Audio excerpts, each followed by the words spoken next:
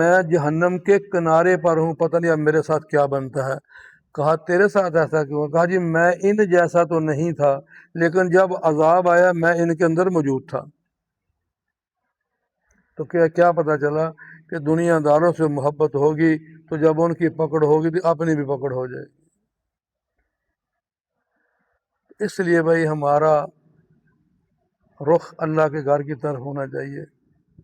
ہمیں کوئی نیک نہیں ملتا ہمارے گمان کے مطابق، کوئی گل نہیں، حالانکہ چاہیے تو یہ کہ بھائی اپنے سے ہر کوئی بہتر لگے، لیکن چونکہ ہم کیا کرتے ہیں، ہزار اچھائیاں ہوں ایک آدھ خامی ہو تو ہزار اچھائیاں چھپ جاتی ہیں، وہ ایک دو خامی جو ہے نا کہ یہ اندر یہ بھی کیوں ہے؟ بھائی گناہوں سے پاک تو انبیاء معصوم ہیں، باقی تو انسان کا میں نہیں بولنے والا ہے۔ اللہ تعالیٰ بھی تو قیامت کے دن ترازو ہوگا نا، بھائی نیکیاں تولو بدیاں تولو۔ ہم یہ کہتے ہیں کہ نہیں بھائی اس بات کے بارے میں میرا گمان ہے نیک آدمی ہے، انہوں نے بالکل میرے معیار سے ذرا ادھر ادھر نہ ہوئے بس۔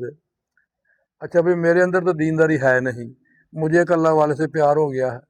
ایک مثال ہے نا ارشد صاحب کہ میں دیندار نہیں، مجھے کوئی پتہ ہی نہیں، میں دنیا دار، اللہ صاحب کو معاف فرمائے، تو مجھے ایک اللہ والے سے پیار ہو گیا۔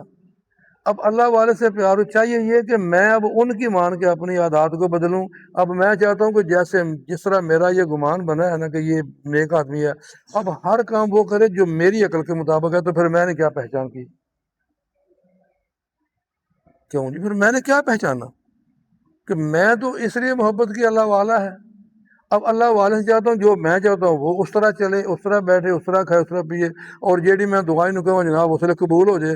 اگر دعا قبول نہیں تو نہیں میں کچھ اور سمجھا تھا، کچھ اور نکلے ہے بھائی، اس سے کیوں توقع کرتے ہو؟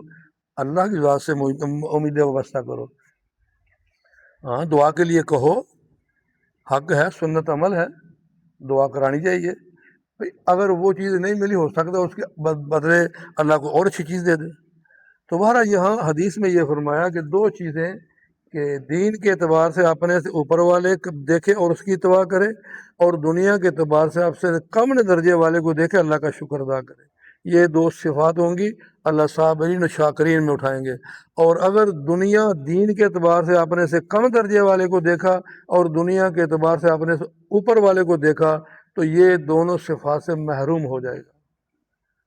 تو اللہ تعالی ہمیں وہ عطا فرمائے جو اللہ کا حکم ہے، جو پیارے آقا کا فرمان ہے۔ اللہ ہمیں عمل کی توفیق عطا فرمائے۔ اللہم لک الحمد کما ینبغی لجلال وجہک وعظیم سلطانک۔ اللہم صلی علی محمد وعلی آل محمد کما صلیت علی ابراہیم وعلی آل ابراہیم انک حمید مجید۔ اللہم بارک علی محمد وعلی آل محمد کما بارکت علی ابراہیم وعلی آل ابراہیم انک حمید مجید۔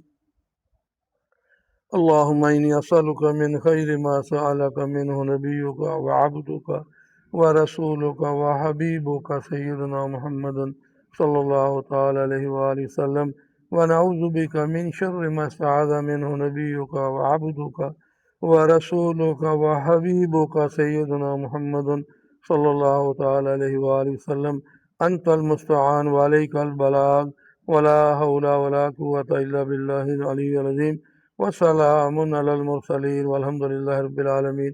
لا الہ الا اللہ محمد رسول اللہ۔ جزاک اللہ خیر۔